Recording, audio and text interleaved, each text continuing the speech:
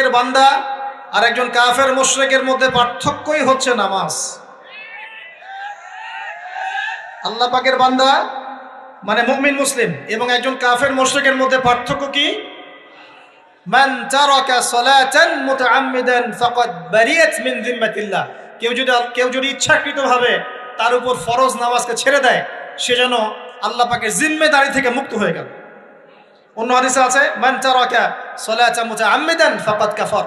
কেউ যদি ইচ্ছা করে নামাজ ছেড়ে দেয়, সে ব্যক্তি কুফরি করলো। বলি নাউজুবিল্লাহ। আমরা কি কুফরি করতে চাই নাকি ভাই? নামাজের কথা বলেছি, 5 ওয়াক্ত নামাজ কারা কারা পড়েন না হাত তোলেন এবার।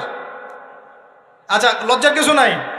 এখন আমার সাথে তওবা করেন, আমার সাথে তওবা করেন। বলেন আস্তাগফিরুল্লাহ আল্লাযী লা ইলাহা ইল্লা হুয়াল হাইয়ুল কাইয়্যুম ওয়া আতুবু ইলাইহি।